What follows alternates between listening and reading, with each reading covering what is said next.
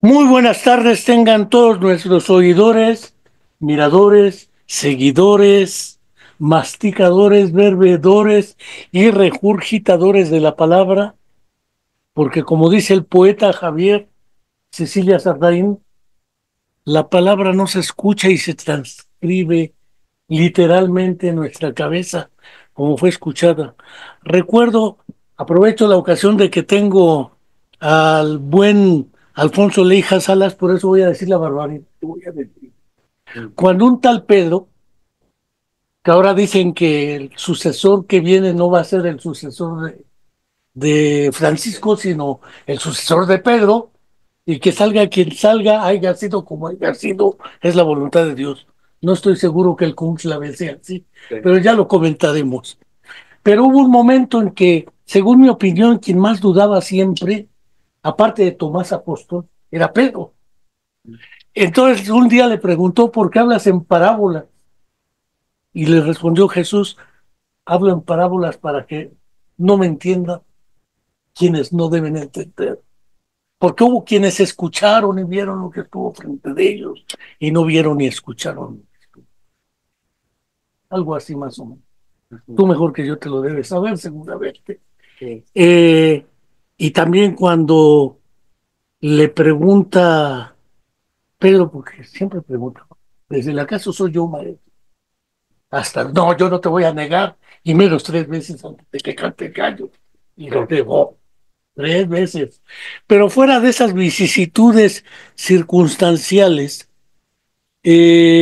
seguramente la palabra no se escucha y se traduce a pensamiento literalmente.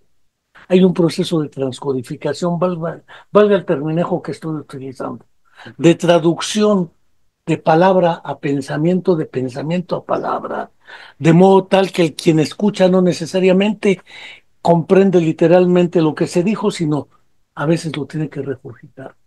Es un poco como la psicoterapia. No es cierto que uno va a una sesión de terapia y ya sale y estuvo resuelto. No, creo que la terapia ocurre entre sesión y sesión. Cuando uno se lleva en la cabeza lo que se lleva. Lo mismo pasa con la confesión y con todos los actos de constrición y demás.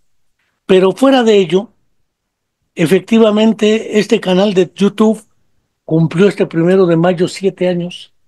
Después que nos censuraron un programa de radio en la UAM, la Universidad Debate, hace 7 años, eh, por una invitación que le hice al impronunciable hoy Alejandro Vera, pero sigo siendo verista, man que les pese. Eh, y decidimos confeccionar un canal de información, transmisión, comunicación, sin fines de lucro, sin padrinos económicos, políticos, ideológicos y culturales que no sean nuestros principios. Creo que algo así ha pasado con Alfonso Leija. Todo lo que hace lo hace sin que ni el Estado, ni el partido político, ni la iglesia le esté dando los recursos que se requieren para esta labor. Ni las pautas. Siempre son los principios que uno lleva.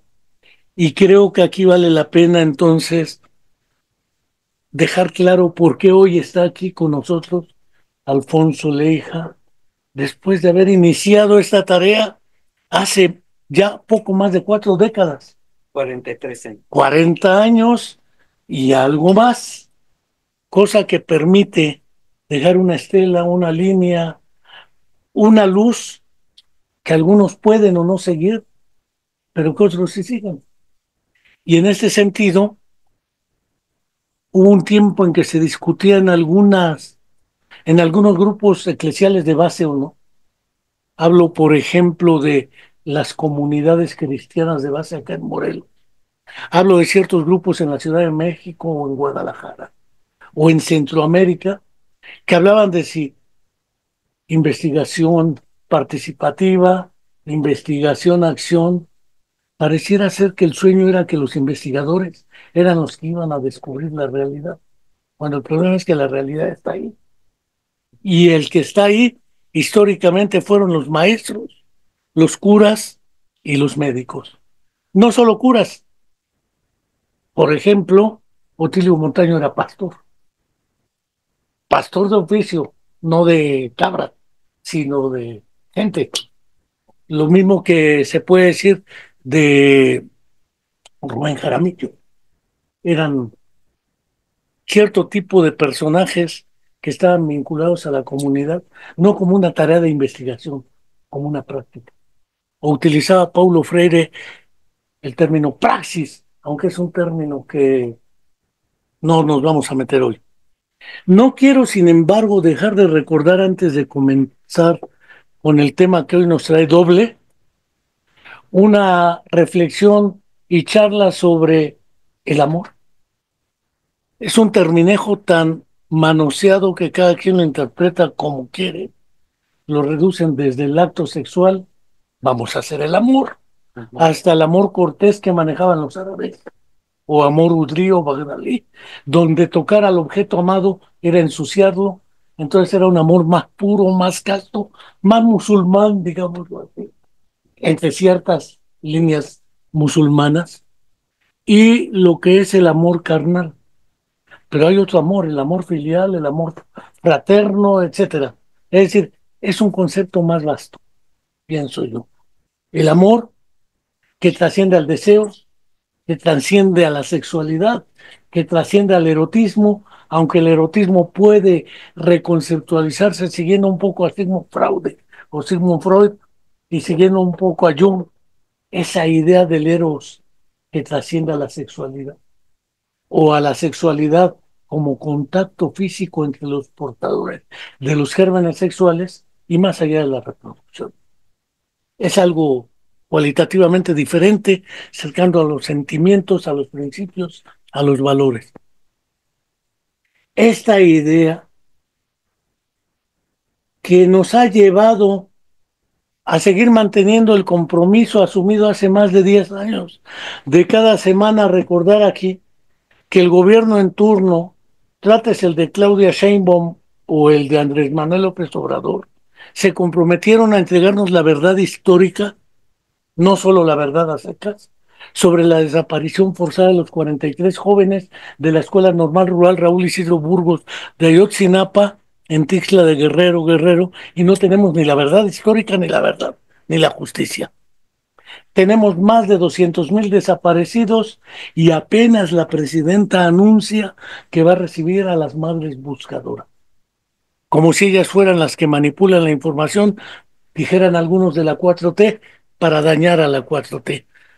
Creo que es más complicado que ello, porque la desaparición forzada o la muerte en el abandono, pienso alcohólicos, teporochos, enfermos, abandonados, pienso en el buen Pactú, que finalmente lo pudieron rescatar de las calles, ahora está un poco más cuidado, pero mucha gente que no sabemos dónde está. Mujeres de la vida galante, válgase el terminejo, ¿sí? Mujeres en trabajo sexual, en prostitución, delincuencia de calle, porque ahora se habla de la delincuencia organizada, como si la de cuello blanco no fuera organizada, y se utilizan muchos eufemismos. Tenemos desaparición forzada, tenemos madres buscadoras, tenemos verdades comprometidas que no se han cubierto, y no quiero dejar de enviarle un fraterno saludo a Angélica Rodríguez Monroy, mamá de Viridiana Naid, estudiante de nuestra facultad desaparecida, se llama de honra. Y tampoco dejo de recordar a nuestra estudiante recientemente asesinada.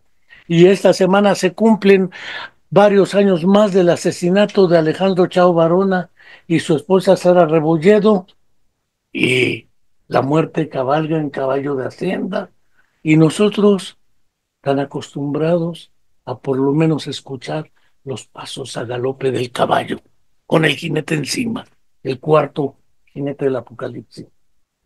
Pero no quiero dejar de callarme, porque si no, ¿para qué invito a Alfonso Leija? ¿Para qué invitamos María Carey. a Carey si el que va a hablar soy yo? Entonces, sería bueno comenzar con esta cuestión. La noción de caridad ha sido muy traqueteada y manoseada, lo mismo que la de amor. Menos manoseada ha sido la de la justicia o la responsabilidad social, como otro término, o la responsabilidad, lisa y llanamente. Sobre ese tema vamos a empezar a hablar porque son 40 años de trabajo de Alfonso Leija, bueno más, pero no sé si es como un acto de caridad. Cuando yo vivía en el internado iban las chicas del sur de España con unas minifaldas así y nosotros nos quedábamos así. Mira, son como monstruas porque nosotros usábamos fierros, amputados, renglones torcidos de Dios. Entonces para nosotros era normal ver chicas así. Iban y nos daban juguetes, regalos. Esa era la caridad como la conocí de niño. Iban a cumplir su buena obra del día y en vez de que su mano derecha no sepa lo que hace la izquierda, se tomaban la foto para hacer evidente que una mano estaba regalándole a los pobres.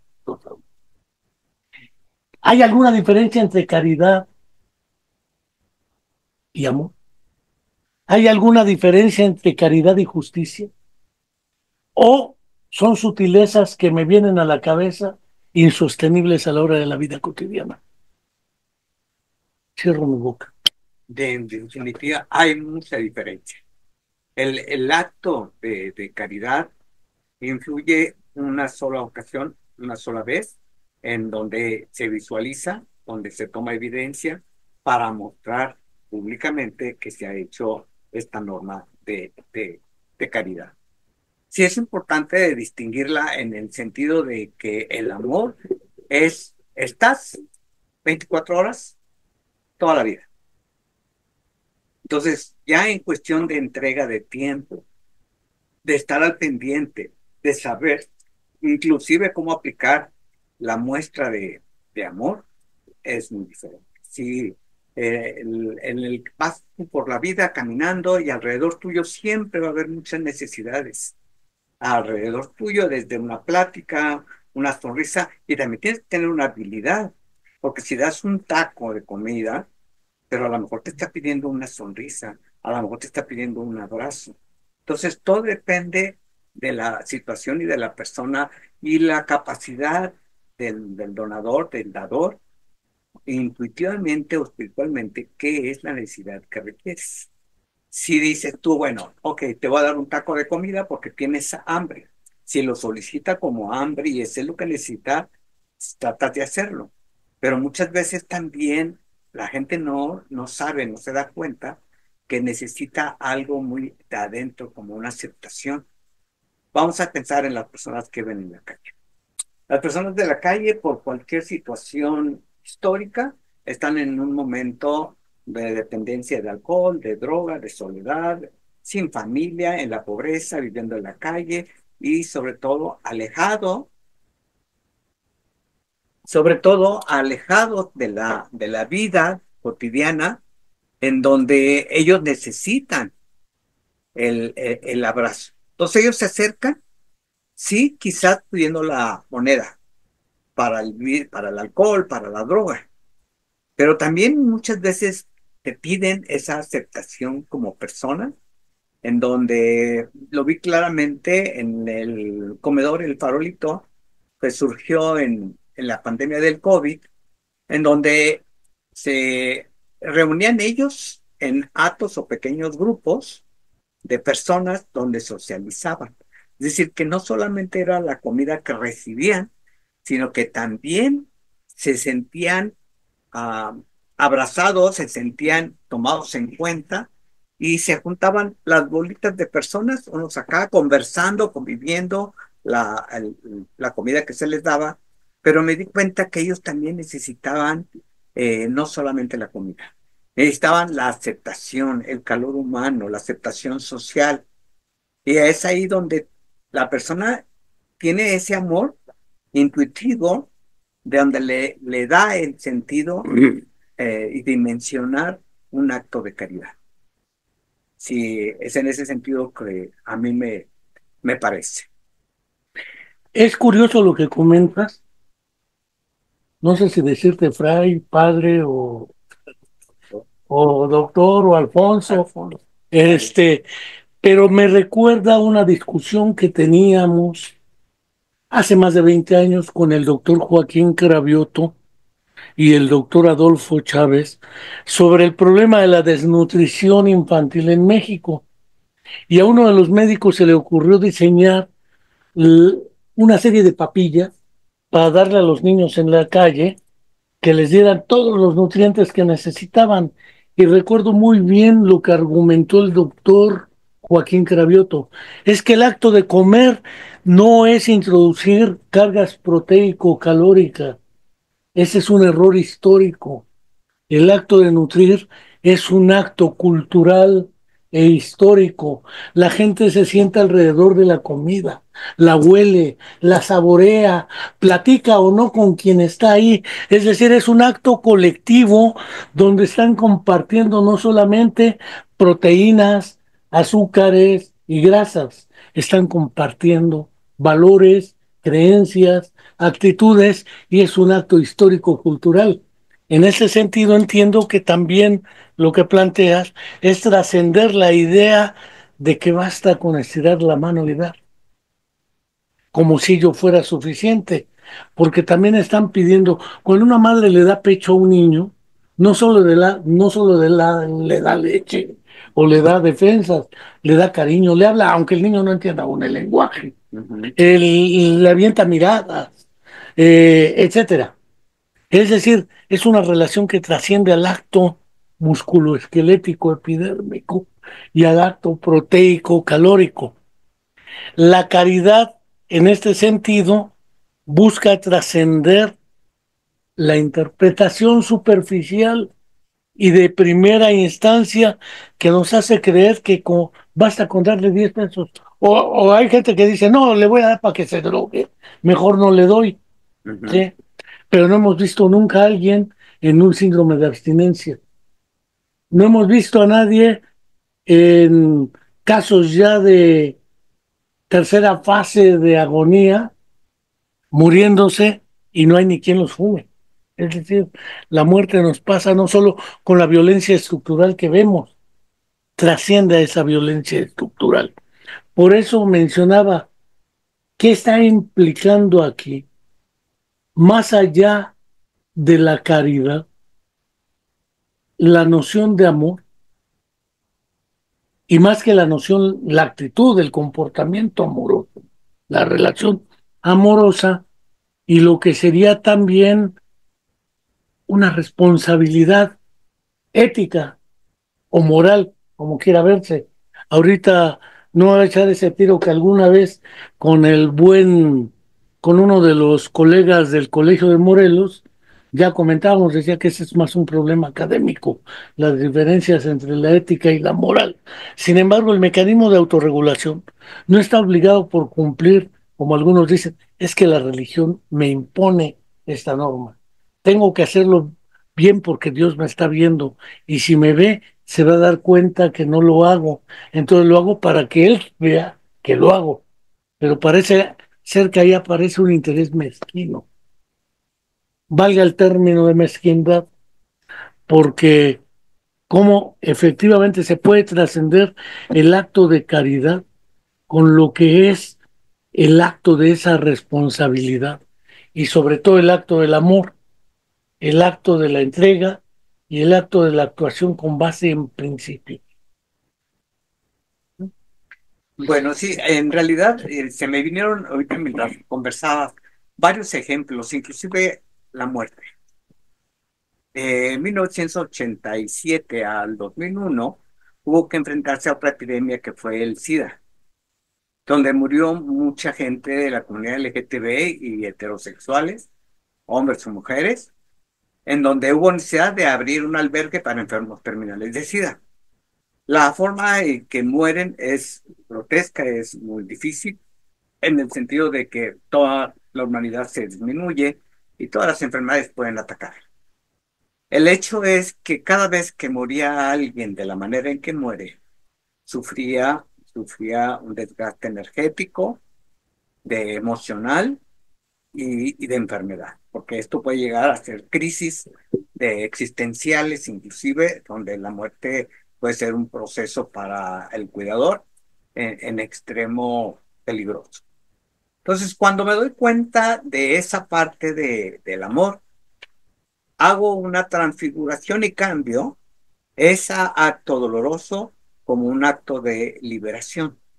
Entonces, otra vez la intuición, la inteligencia, la espiritualidad, lo que sea, toda esta mezcla hace ver, me hace ver que tengo una forma de transformar ese acto de muerte, de dolor, de enfermedad, en transformarlo en algo de liberación, de a sentirme bien porque estoy con esa persona que puede llegar a morir, a decirle que no tiene la culpa de haber sido infectado por el virus del VIH, a decir que de todos modos en la liberación de su enfermedad, de su dolor, de su pena, de su aflicción. Acuérdense que el SIDA no solamente era lo doloroso de morir, sino también el estigma, la señalización social de una familia o de una persona que tenía el VIH-SIDA. Entonces ahí transforma toda esta misión de ver cómo esa persona trasciende de una forma diferente a la dolorosa, a la angustiante, a la vergonzosa, al ser el sentido de culpa, porque los padres de aquel entonces decían que era un castigo de Dios esa enfermedad por haber tenido relaciones homosexuales. Entonces, se dan cuenta, es el acto se vuelve amoroso en el sentido de abrazar más allá de la caridad.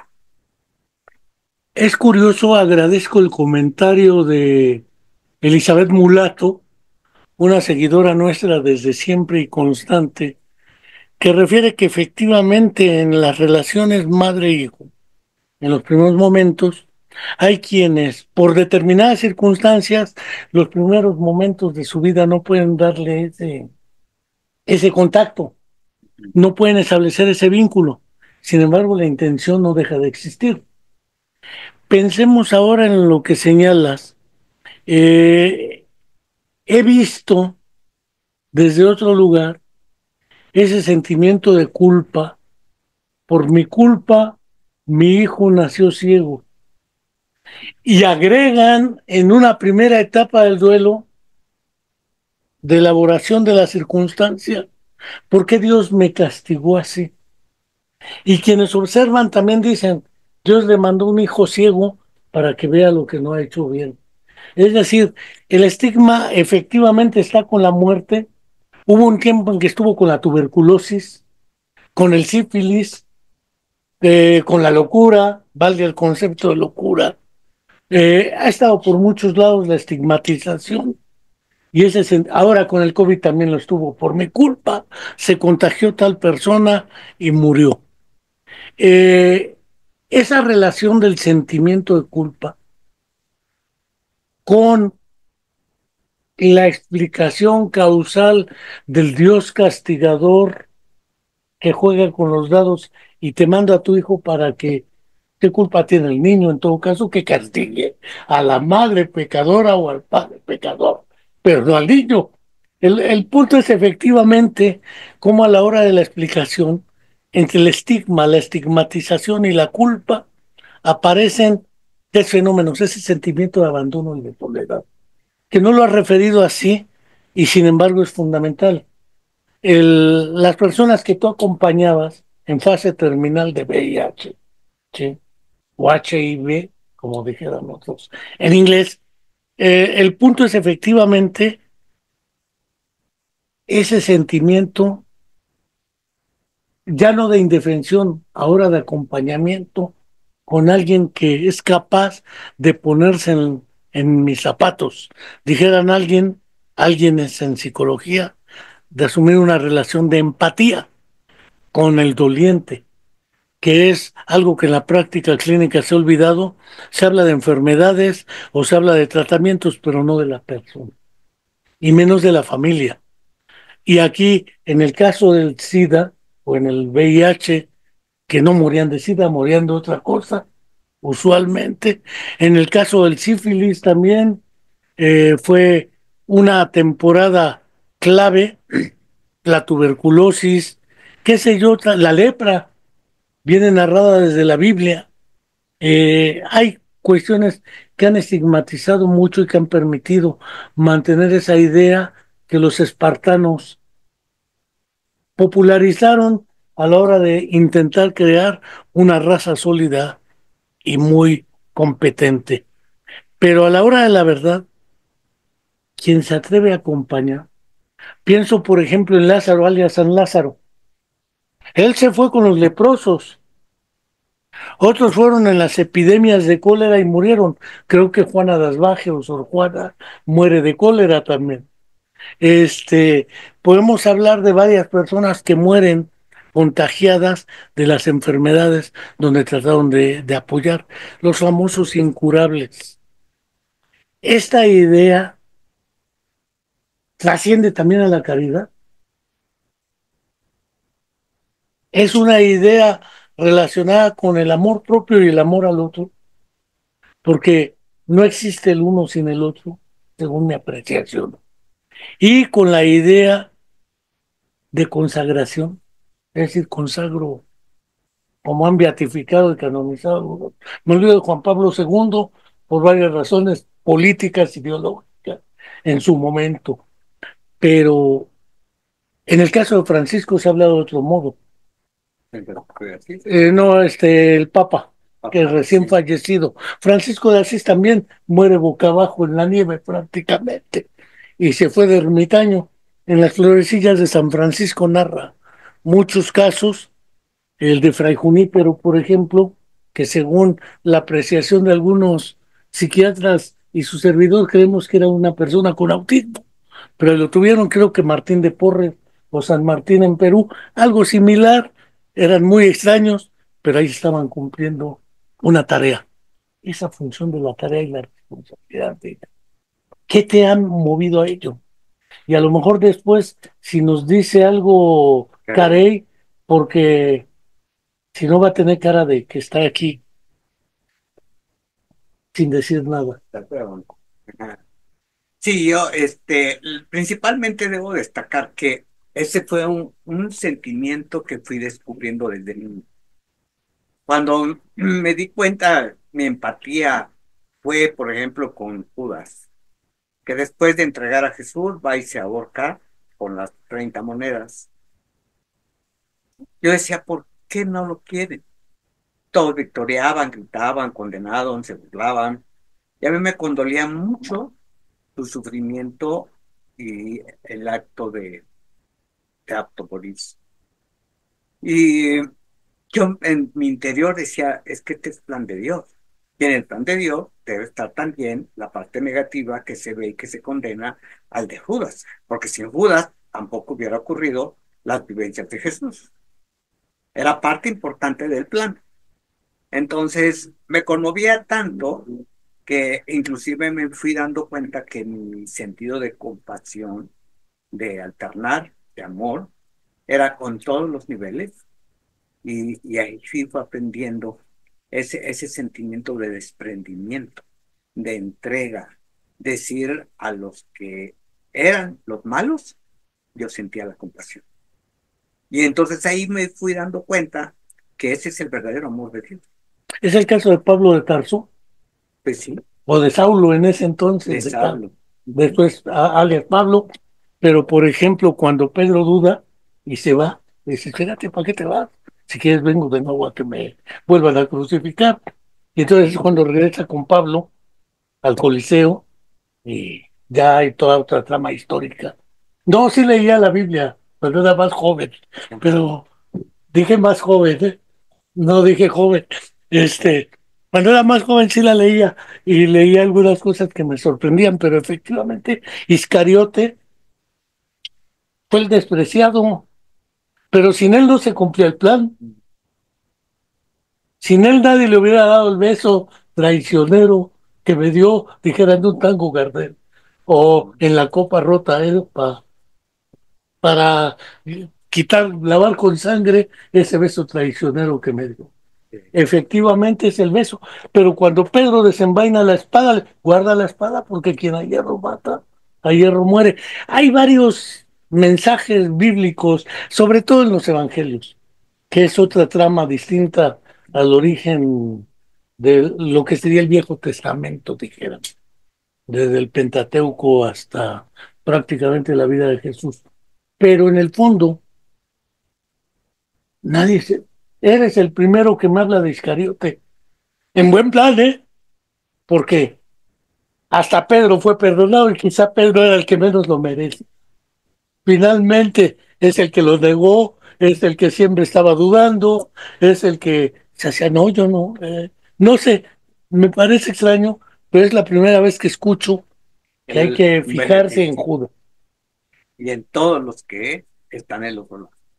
María Magdalena fue el otro caso, Pero ahí sí está más como reconocida, inclusive si le abraza, se que le al final, justifica. sí, pero en la primera etapa donde, o cuando piden lapidar a la adúltera y toda esa historia, Ujú. estamos, dice, el hijo pródigo. Bueno, ya regresó, sí, pero el que regresó, el otro ya lo tenía. Eh, Esos mensajes son, por eso me sorprende que hables de Judas. ujú. Porque es un ejemplo clásico histórico. Pero en la vida real existen cientos y millones de Judas. Fíjate, verás, la casa está lleno de inocentes, pero sin embargo son los culpables. Pero a ver, me preguntaría si yo tendría compasión y amor por un político cuello blanco, organizado, donde ha explotado, donde ha mentido, y me pregunto yo si tendría la suficiente capacidad de compasión, Por de ejemplo, apoyo. del suficiente compasión. No porque él diga que sería uno antisemita si lo desprecia, Satán Yahoo o Netanyahu, el primer ministro del Estado de Israel, Ujú. masacran, serías Sí, capaz de decir, yo te perdono, y es más, aquí está la otra mejilla. ujú. Sí, ahí tiene otro sentido que es muy diferente, pero acuérdate que Tomos, él es simplemente un elemento del verdadero poder. Lo utilizan, él se permite, no es el poder. No, claro, lo mismo que Donald Trump no es el poder. Pero bueno, otro ejemplo en donde sí puedes opinar, Carey, es cómo tuvo inteligentemente esta simbiosis, porque yo pienso que todas las relaciones humanas finalmente también es una asociación. Se da o no se da, como en los matrimonios. Y se da en función inclusive de la amistad, en función de la familia. A veces se puede dar profundamente y a veces no. Entonces tú mismo construyes tu propia familia, no la consanguínea, la que tú construyes para ti. Entonces también es esencial, es otra parte de inteligencia, no solamente emocional, sino también qué es lo que te ayuda a ser empático con otras personas, no solamente con los fines y metas que cada quien lo tenga, porque las edades, por ejemplo, de cariño pues, son muy diferentes, pero sin embargo la vinculación de afecto, de cariño, de acompañamiento es profunda y es grande. Tú nos puedes decir, ¿qué te inspira ahí, ves? Carey, es tuya. Grita fuerte como si hubieras desayunado. Sí, pues es bastante interesante. De hecho, era un tema que hablábamos él y yo hace unos días, que esta parte de poder formar tus propios lazos con la gente que no es consanguínea, de formar esa familia es algo, esa familia que a lo mejor decidimos ya como adultos llegar a tener con amigos, con gente que a lo mejor no compartimos un lazo sanguíneo, como lo decía. Entonces sí es algo bonito porque ya es algo que tú eliges, es algo que tú vas construyendo conforme tus vivencias, conforme tus gustos y se va transformando en una familia también. Quizás al principio era intuitivo, en el sentido de las simbiosis, interacciones, de intercambio emocional, afectivo, de protección, de abrazo, todo eso en conjunto ayuda intuitivamente a un niño o niña a sentirse abrazado. Y ya conforme va avanzando el tiempo, ya la comunicación es diferente, de tal manera que ahora ya no soy el protector, ahora a lo mejor ella se vuelve protectora. Comento una experiencia. Entre 1960 y 70 viví en un internado con monjas, ya comentaba.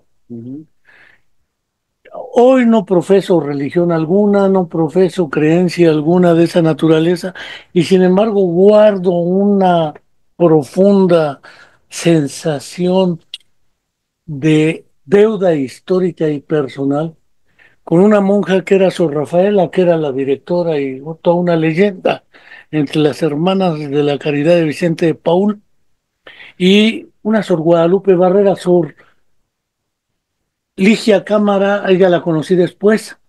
Sor Ligia debe tener más de 70 años. Sor Guadalupe Barrera más de 90 años.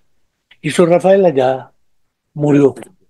Eh, Sin embargo, hay un lazo que me une con ella, que no me fue impuesto solamente por las circunstancias, sino que asumo personalmente y deliberadamente, porque nos dieron a muchos lo que nuestros padres no podían darnos.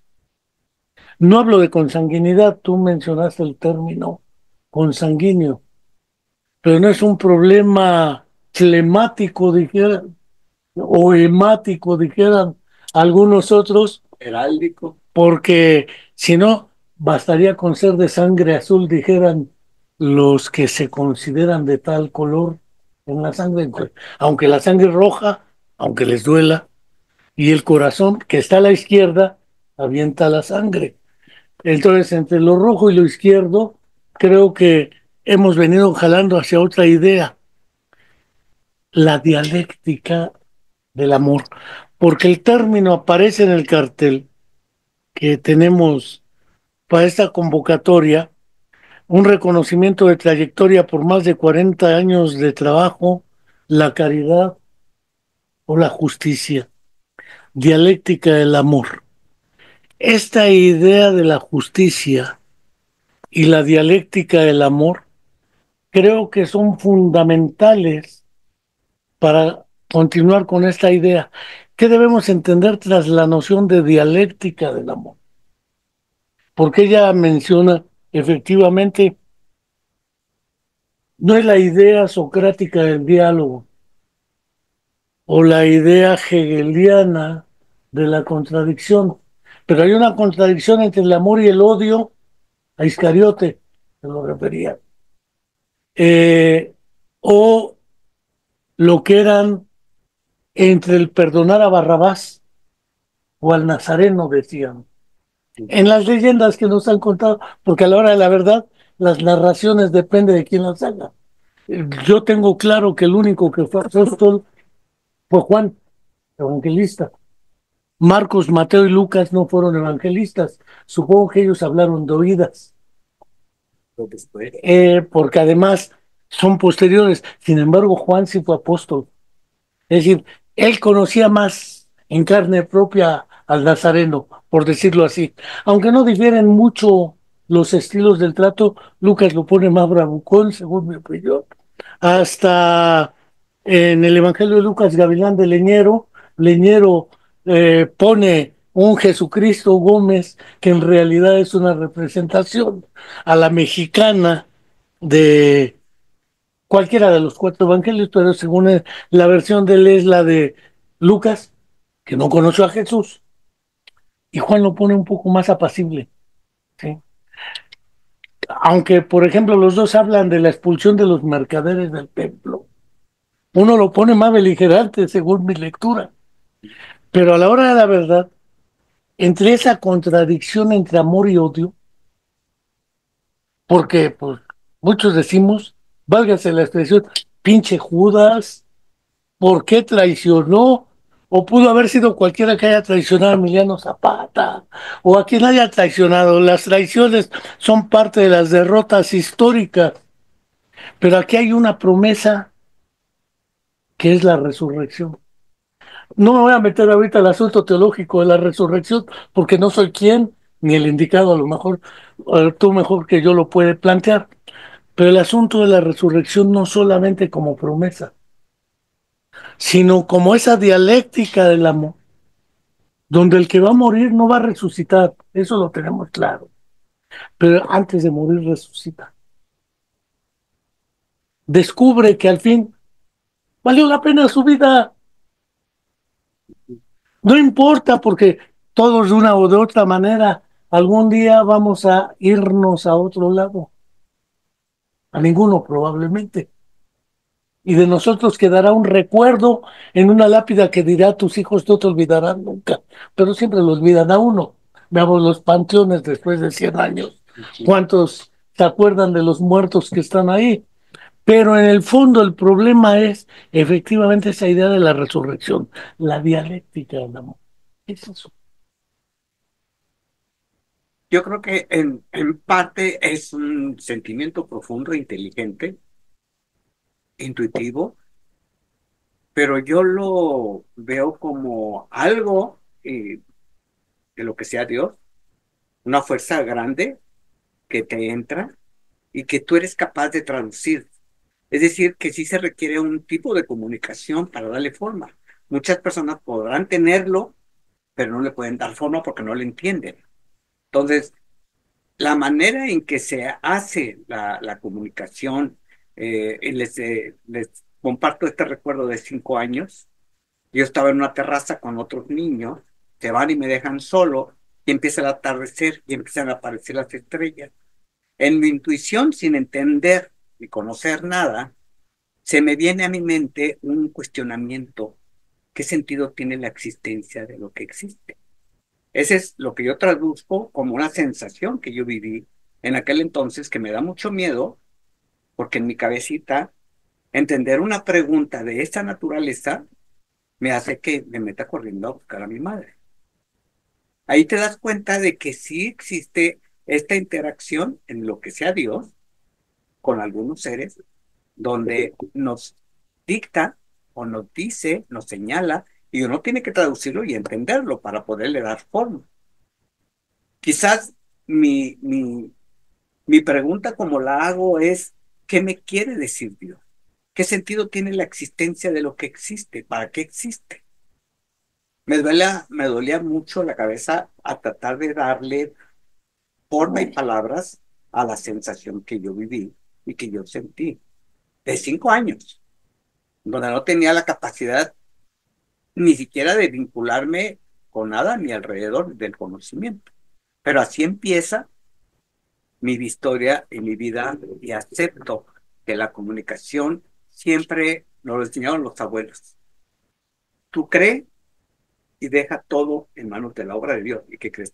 Todo en la vida se ha resuelto. Bueno, naturalmente que podríamos echarnos horas y horas dialogando aquí sobre este asunto. Insisto, no soy el más indicado por mí, aunque tengo varios Cristos, una influencia muy añeja, incluyendo el de atrás, el huevo de cascarón, de huevo de avestruz. Pero estoy seguro que es una persona de fe. Pero soy el menos indicado para estas discusiones. Este, Sin embargo, no quiero dejar de señalar algo antes de pasar al reconocimiento de trayectoria. ¿Qué te hizo entrarle acá? Yo quería ser cura y en todas mis primeras discusiones eran desde las más banales: si Dios creó el mundo en 6 días, desde el Génesis, ¿sí?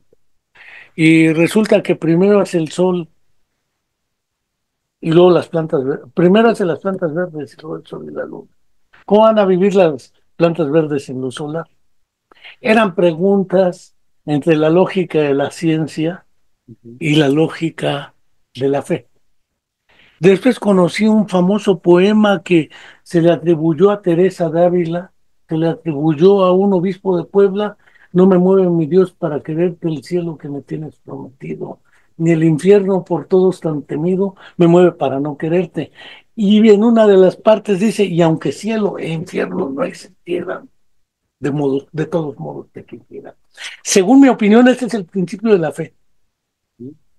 Es ciega, pero para mí no era suficiente decir: No, pues sí, primero hizo las plantas, primero hizo las plantas verdes y lo hace el sol. Y las plantas verdes, si no solar, no realizan fotosíntesis. Esas eran mis preguntas. Finalmente los curas me fueron convenciendo de que me faltaba fe por ese tipo de preguntas. Después conocí a Pierre Teilhard de Chardin a través de sus libros, el de Evolución, Marxismo y Cristianismo, por ejemplo, un congreso que se hizo a propósito de él. Y no me cabía en la cabeza cómo juntar a Marx con la Biblia y después con el psicoanálisis y la ciencia además, porque Pierre Teilhard de Chardin era arqueólogo, era creo que jesuita también. Y creo que, además de todo, prácticamente los comulgaron.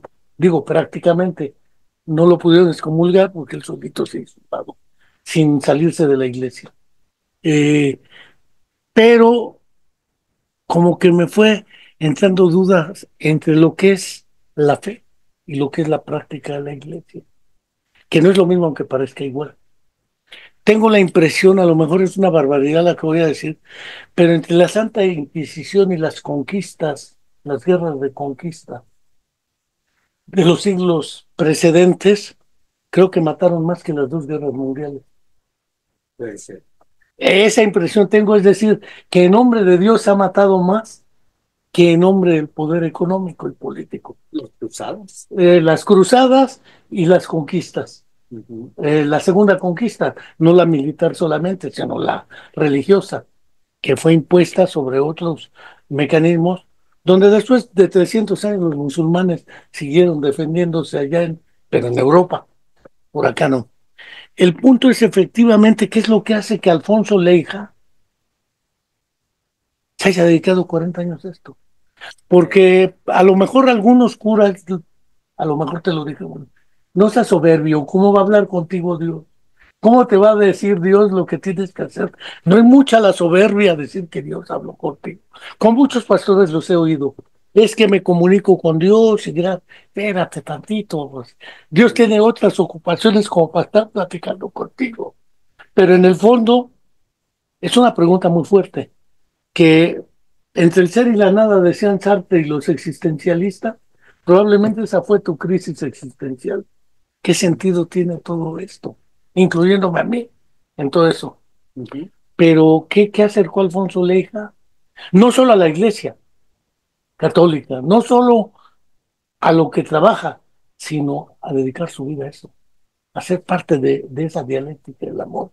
Porque no fue que te sentaras a pensar una tarde frente a un espejo con una taza de café y un cigarro. Si alguna vez fumaste y dijeras, Alfonso, tienes que hacer esto. La realidad es, creo, más compleja, pero más simple que eso. Eh, sí, en realidad lo que me marcó a mí fue el sufrimiento de las personas.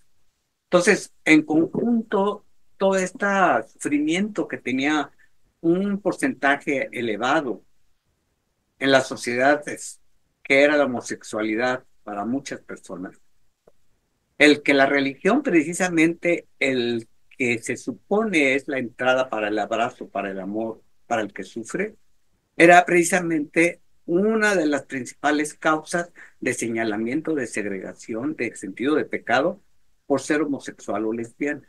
Ahí entra mi conflicto, porque empiezo yo a reconocerme como tal, y es donde yo me pregunto qué era necesario para entender a lo que comunicamos intelectualmente, si lo quieres ver así, porque dije yo, la comunicación hay que entenderla entre la interacción de lo que es la divinidad, de lo que creas que sea Dios, o lo que te va intuyendo a una realidad. Y eso me permitió entonces entender que había que empezar a hacer una iglesia, era todo un reto, que fuera incluyente, donde se abriera y se entendiera a Dios de esta forma, donde abrazara todo el sufrimiento de las personas. Inicio yo con este abrazo hacia la comunidad lésbica o gay. Acuérdense que la ciencia me había enseñado que la evolución era precisamente una mutación, o era una serie de mutaciones con intercambios a través de genes, de expresiones que nos permitía presentar o tener la existencia de los seres con vida. Ahí empieza entonces mi trabajo, era una mezcla entre ciencia pero también llena de fe, en donde podría encontrar un camino, darle forma a las cosas. Y efectivamente, si me preguntaran, ¿cuál es el mensaje más importante que ha tenido tu iglesia? Es la evangelización, el hacer entender a la gente y a la sociedad que toda la obra de Dios es perfecta en la naturaleza. Menos la pederastia de los curas de la iglesia. No, y ya se contrapone con la Son cuestión las del derecho. perversiones. Y aparte es contra el derecho. Si alguien me dice, ¿cuál es el eje del derecho? Es respetar a las personas en sus derechos. Si la persona aún persiste en presentarse como dos seres que quieren vincularse, no hay criterio en un. Entonces, va contra derecho. Para mí, es todo lo que infrija el derecho humano no es permitido. Y además, la sabiduría, el conocimiento, la misericordia, la fe, no te permitiría abusar de una persona que no puede manifestar un derecho. Entonces, ahí las expresiones de la sexualidad, la pederastía, la gerontofilia, la zoofilia, todas las diversas expresiones que infrinjan un derecho humano o animal o vegetal, no es aplaudible. Carey, no sé si quieras decirnos algo de Alfonso Leija, más allá del padre, más allá de lo consanguíneo, porque ahora que menciona Alfonso, ustedes tienen, en ustedes se expresa la dialéctica del amor, la noción de padre, la noción de sexualidad y la noción de preferencia. Por ejemplo, él es buen padre, me imagino, Sí, según tu opinión. sí, igual me gustaría rescatar un poco porque preguntaba qué era lo que le había, o bueno, el llamado de Dios. Y justamente tendrá poco también que tocamos ese tema de que cómo es que se llega a dar ese llamado y cómo es que yo veo, a lo mejor también puedo compartir un poco eso, el llamado que él ha tenido, porque ha sido un llamado bastante interesante verlo desde afuera, ver cómo se le presentan ciertas cosas en la vida que sí determinan y que sí me atrevo a decir que se puede interpretar como un llamado de Dios. Entonces, ay, de repente, no sé, por ejemplo. Bueno, aparte de las madres buscadoras, rescatando un poco ese tema que ya se tocó, ver cómo se presta que de repente una persona aparece y de ahí se desencadena toda una serie de actividades que se le vienen a la mente para poder ayudar. Es algo impresionante porque te absorbe, te lleva junto con él a poder tener esa iniciativa y ese llamado de Dios, por así decirlo. Entonces, yo siento que han sido como desde afuera ver cómo se presentan ciertas oportunidades que él realmente toma y asume y se van desencadenando en todo lo que él ha logrado y ha hecho durante todos estos años. En la noción de dialéctica, lo que él, el pronombre personal él, lo que él ha proyectado es un trabajo de otros que no son él, además, quiero creer. Es decir, por muy gallo que sea él, valga el término que he utilizado, por muy león que sea él solo no lo podría haber hecho. Sí, claro. Él es además una colectividad donde participan otros éles que no son él, donde efectivamente entra la dialéctica del amor colectivizada. Pero no sé qué al respecto que nos pudieras adicionar, Alfonso. Sí, yo creo que aquí debo hacer notar, me viene a la mente por qué dar esto, porque evangelizar también significa ejemplificar y mostrar. Sé de la ética en donde tu mano derecha y tu mano izquierda no sepan lo que hacen uno con la otra.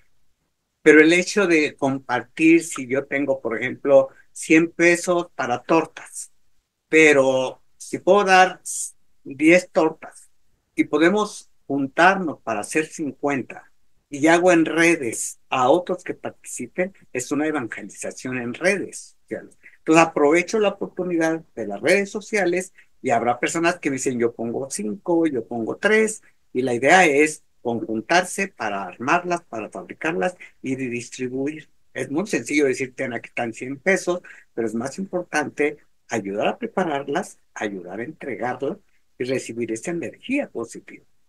Que de hecho, si lo reinterpretara, la multiplicación de los panes y del vino para los 10,000 escuchas, bueno, no sé si eran 10,000, pero Por decir ah, una cantidad. así se narra, es una cantidad importante. Ese es el hecho de la multiplicación. No es que con un poder mágico extraterreno se hagan muchos, sino se comparte colectivamente ese recurso. Y creo que ello ha sido una forma desde otra iglesia que no es la iglesia católica, apostólica y romana, o institucional, valga el término. ¿Desde qué iglesia es? Desde una iglesia inclusiva, independiente, que hasta el 2015 le dan formalidad, gobernación, legalidad.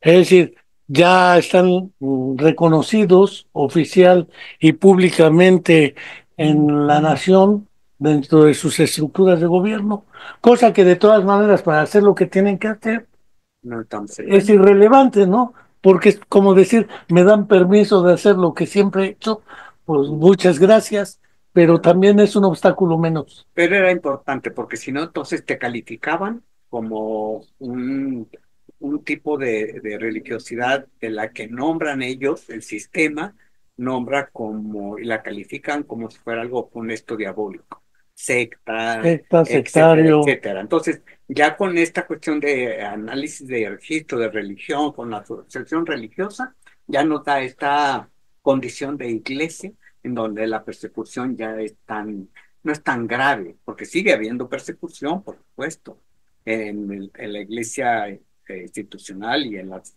cristianas homofóbicas, por supuesto, sigue habiendo una gran persecución.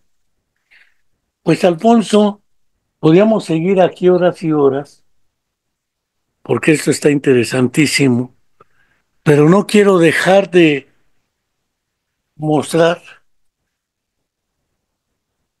un reconocimiento que le queremos hacer.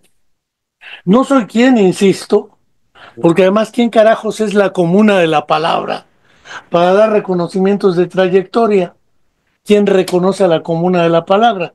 Si apenas tenemos como 1,200 y algo de seguidores, vamos creciendo, pese a que son programas largos y con temas que no son de influencers ni de esas calamidades mediáticas, no queremos dejar de entregarle con todo y su fotografía para hacer el reconocimiento al buen obispo de la iglesia del Río de la Plata, Alfonso Leija Salas, por sus aportaciones en estos ámbitos que hemos platicado hoy a lo largo de casi medio siglo.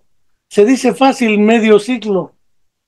Decía Gardel que 20 años no es nada, que febril la mirada, pero son 50 añitos en los cuales efectivamente podemos hacerle la entrega al buen Alfonso Leija de este reconocimiento muy merecido, pero inmerecidamente dado por la comuna de la palabra, y menos en este ámbito de la práctica social, porque efectivamente soy el menos indicado, soy un herete, un herético y redento además. Creo que no tengo redención. Sin embargo, como él es capaz de hablarnos bien del Iscariote, pues ¿por qué no hablar bien de Enrique Álvarez si está más lejos del Iscariote que el Iscariote y otros Iscariote que hemos conocido a lo largo de la historia? Alfonso, muchas gracias por venir Gracias a ti, y porque ya sabes, esta es a través de Caro que nació esta amistad y esta relación, de alguna forma se integró. Sí, sí es importante, de verdad es importante porque a ver, en todo este movimiento, si te recuerdas, fue pro movimiento LGTB.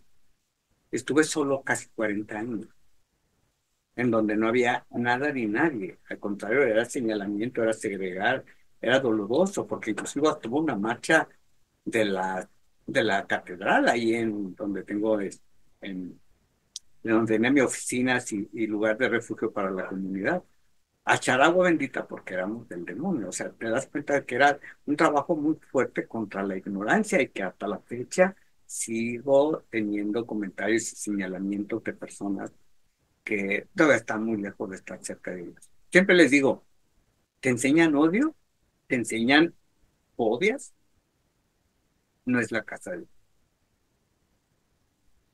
Pues Alfonso, siempre es un placer tenerte aquí con nosotros, aunque sea yo muy chorero y hable de los temas que no debiera hablar. Insisto, Pero nos soy el ilustras. irredento, pero aquí estamos. También le agradecemos a Carey su presencia y la compañía con el buen Alfonso. Gracias y hasta la próxima. Seguimos invitando a suscribirse a nuestro canal de YouTube, La Comuna de la Palabra, porque nuestra próxima meta es 1300. Ya llegamos a 1200 y algo, más lo que se acumule.